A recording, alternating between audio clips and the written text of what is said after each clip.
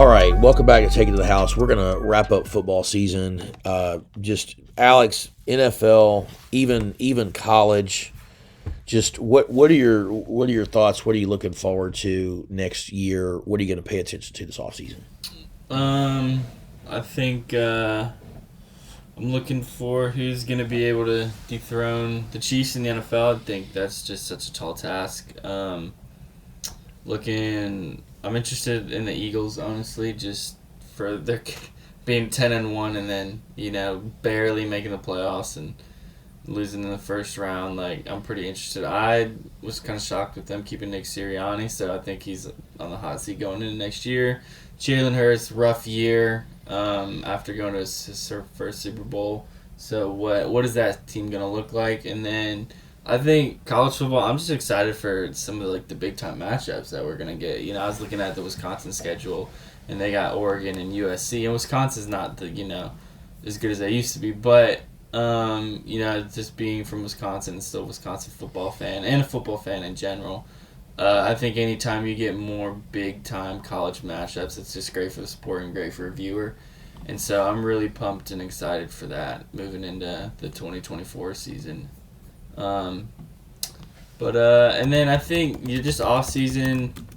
How do you keep guys, happy and together on the same team? Obviously when you're building a dynasty, you can't pay everyone, right? So, guys are going to leave free agency, get their money. Like, how do you replace them? And I don't know what the situation for the Chiefs is regarding, I'm pretty sure Chris Jones and their core guys are still there. But, even just a couple years down the road, I know Andy Reid, I feel like he's close to the end of the line. Like, that's, I feel like, a difference between Bill Belichick and Andy Reid. Like, Belichick, was just, basically warming up after winning a few Super Bowls, because he did, I felt like a little bit earlier in his career, even though his age might have been the same as Andy Reid now. But, Andy feels like I don't know if Andy's got another 5 years to even, for Mahomes to, catch him, if that makes sense. So, which that's, big, long-term picture. But just interested, what are teams going to be able to do next year? I think the Bucs is an interesting situation. They got a lot of guys that are big-time players, headed into free agency. I like seeing Baker and them do well. So what are they going to be able to do? Who are they going to be able to keep? Both of their linebackers, who are studs. By the way, Andy Reid is 65. Wow. So there's that. Yeah, I don't know, man. I feel like he's only got if he wins another Super Bowl, I feel like it could be a wraps for him. I don't know if a three-peat's possible for them, but. By the way, any thoughts on the whole Travis Kelce bumping? Yeah, I think it'll get mulled over a little bit more just because they won. But I saw just an article when I was scrolling through Facebook is one of the Good Morning America ladies and her daughter's why'd that man bump into the coach, mom? And it's just well, why did he? Even you're both of y'all are adults, but he's your head coach. There's got to be a sense of respect. He's been in the game for a long time, and even if he wasn't, a guy that's been in the league for 20 years, it's just not something you don't do. I think it sets a bad example, and I don't think we need to kill the guy for it. I'm sure he probably knows at the end of the day that's wrong, and I bet he'll apologize to him. But I think you don't want to set a precedent that's okay. If that you don't want kids doing. Well, you know what's interesting. On the one hand, I understand the intensity. Right, definitely. I understand the passion and all of that. Even, Peyton and Jeff Saturday used to chew each other out. I mean, they used to go at each other on the sidelines. Players and coaches, all that kind of stuff. I understand that. But I think you're right. I think the interesting thing, I'm not worried about Andy Reid and Travis Kelce. They're going to work it out. Right. But Travis has got a little bit of a self-control issue with the helmet thing earlier. There are just certain things. It's like on a basketball court. The one thing that I learned growing up that was absolutely a technical foul every time is slamming the ball on the ground. Right. You learn that as a kid. If you slam the ball, it's a technical foul. That's just one of those lines that was clear and defined that you don't cross.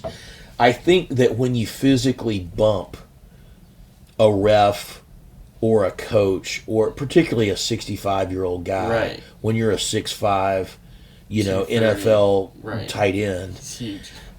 That's just something. It's something that you don't. And I'm not, like I said, I'm not worried about Andy Reid. Andy Reid can handle it himself, but that's a thing that Travis Kelce's going to regret. Right, I agree with that because he's going to look at that and say, I looked like I was out of control. Right. And I looked like I couldn't control my temper. It's just weird. Like, how many times have they been down 10 points too? Like, yeah.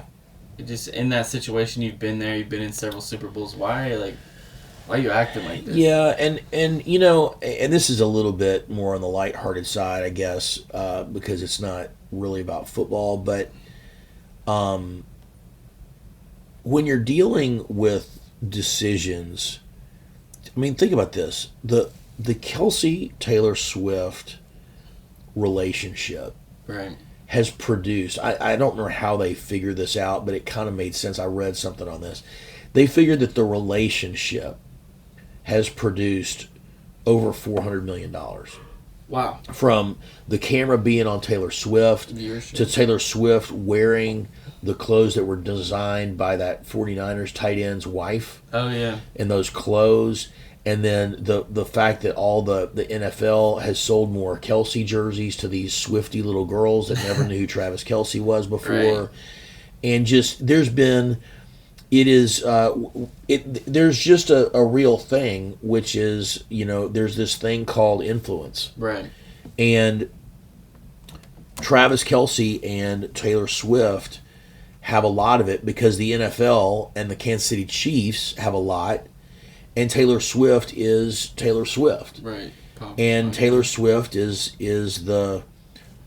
kind of the thing right now that's just a really I don't think anybody sells more tickets or made more money than Taylor Swift did this year. Right. I don't really get it, but I'm at that age that it's okay.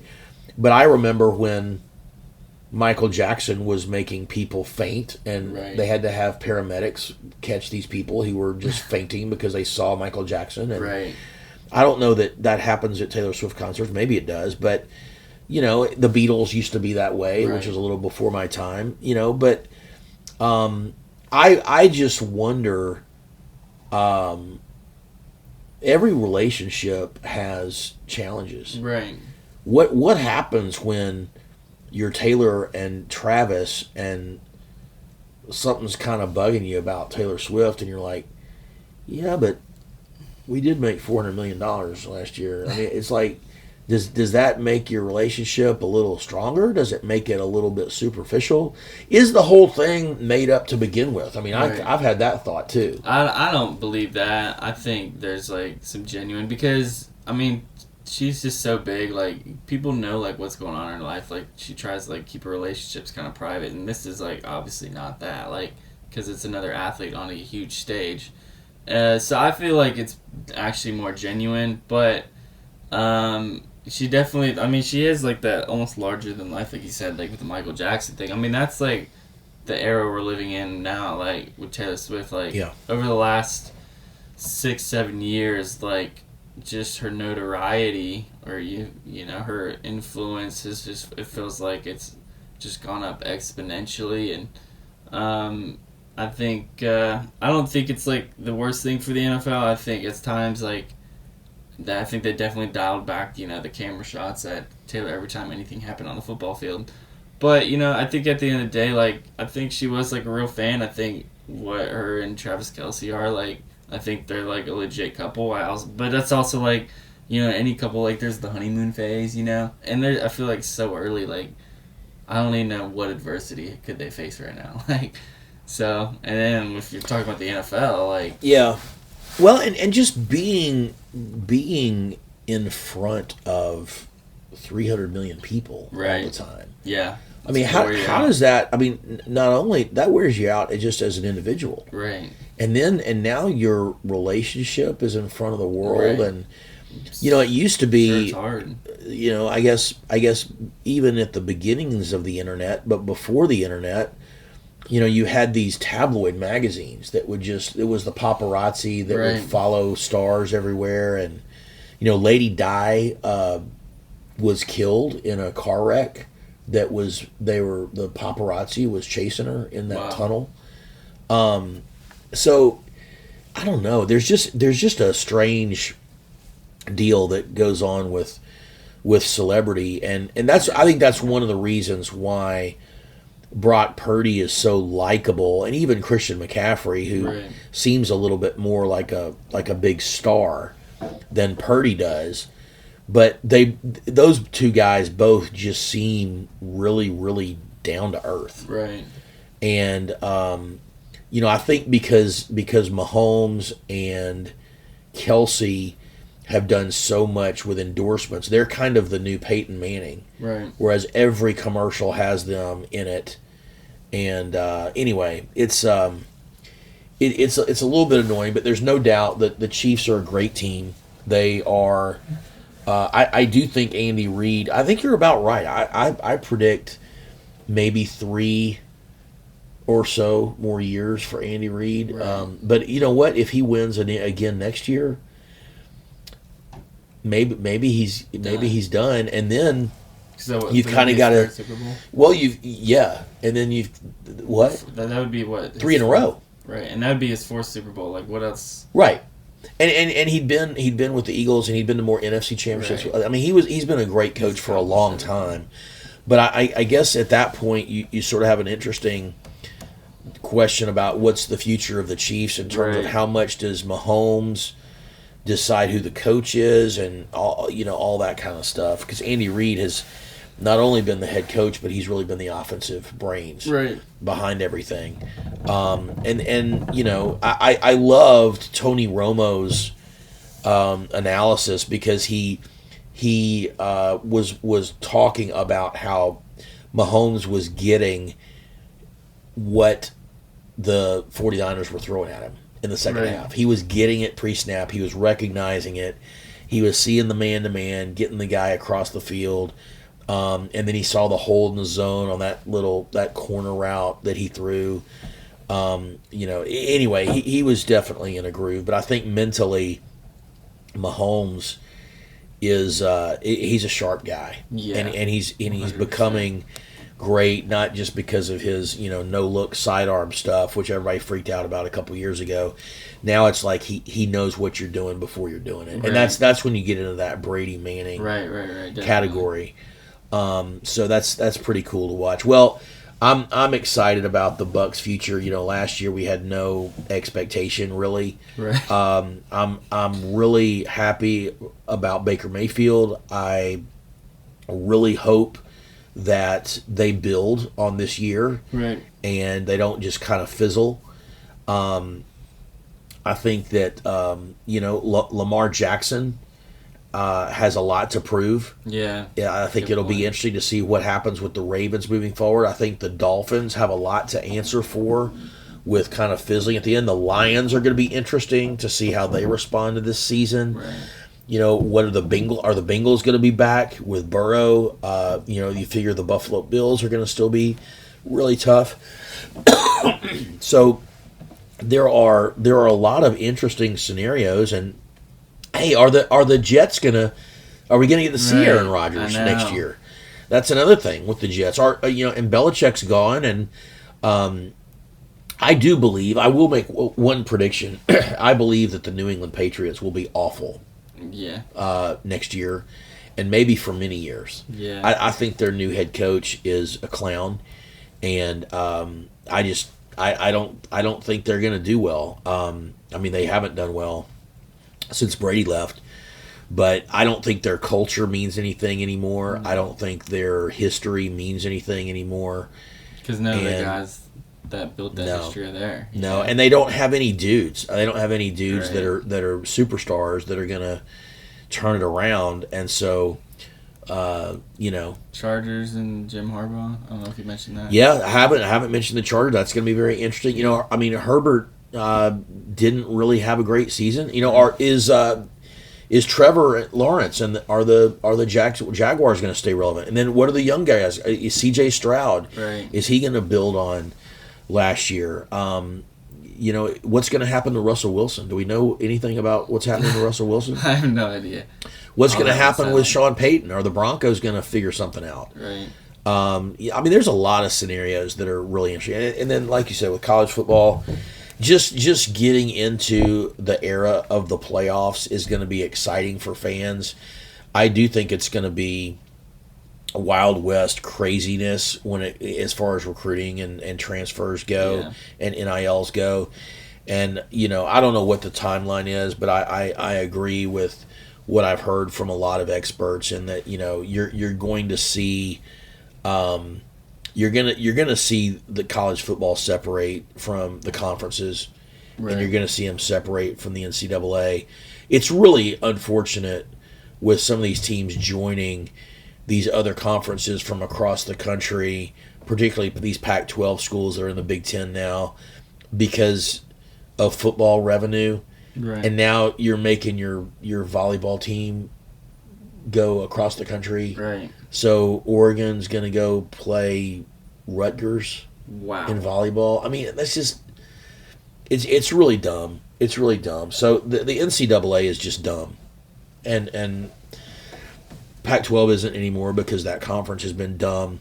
The SEC, along with particularly Texas and to some extent the Big Ten, has done the wise thing business-wise, and they've got these big television contracts.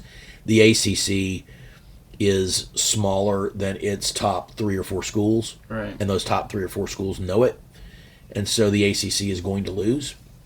Florida State leading among them. Clemson's kind of back in the weeds watching, and then I guess North Carolina is the other one, and there's one other school that's kind of I think they're thinking Miami's going to go to the Big Ten, but I don't think Miami's kind of leading the charge.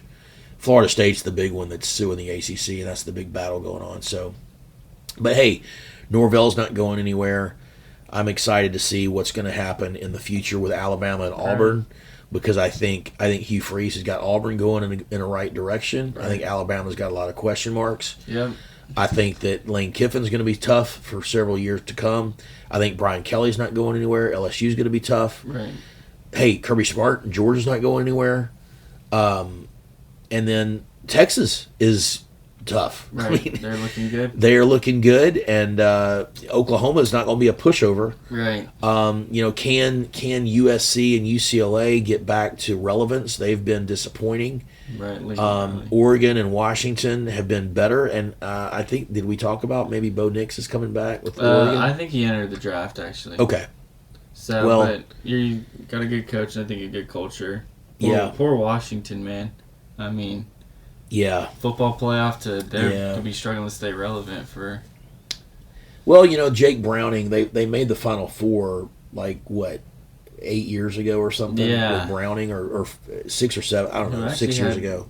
Played a solid season in place of Joe Burrow. Yeah, he has been decent with the Bengals. Okay, well, I guess, Alex, I've actually got interviews lined up, and I've got a bunch of other things that we're going to do with Taking to the House. Perfect. Moving forward, and you're going to be around, and so I'm sure that by the time we get to March Madness, you and I will probably know a little more about start talking about college basketball, and then we'll probably do some NBA shows as we get closer to the playoffs and so forth. But perfect. Awesome, man. Well, thanks for everything that you're doing, and then we'll keep going. This has been another edition as we wrap up football season for Take It to the House. Thanks so much for listening.